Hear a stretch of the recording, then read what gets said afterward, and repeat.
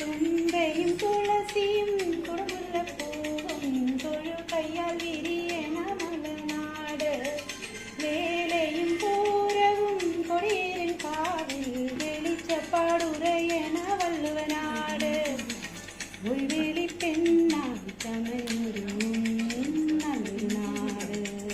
രഞ്ജിത നേരത്തെ ഒരു പാടിയ പാട്ട് രഞ്ജിതയുടെ സുഹൃത്തുക്കളൊക്കെ ഇപ്പോൾ സമൂഹ മാധ്യമങ്ങളിൽ പങ്കുവയ്ക്കുന്നുണ്ട്. നേരത്തെ പ്രേക്ഷകർ കണ്ടിരുന്നു ആ പാട്ട് പാടിയ ദൃശ്യങ്ങൾ.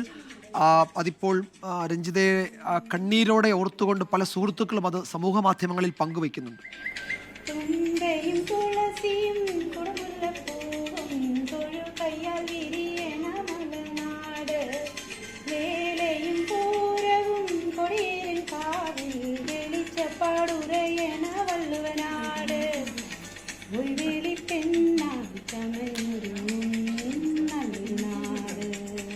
വളരെ നൊമ്പരത്തോടെ കണ്ണീരടക്കാൻ കഴിയാതെയാണ് പല സുഹൃത്തുക്കളും ഈ പാട്ടൊക്കെ സമൂഹ മാധ്യമങ്ങളിൽ പങ്കുവയ്ക്കുന്നത്. അപ്രതീക്ഷിതം, അങ്ങേയറ്റം അപ്രതീക്ഷിതം, വിശ്വസിക്കാൻ കഴിയാത്ത വിവരം എന്നൊക്കെയാണ് എല്ലാവരും പറയുന്നത്.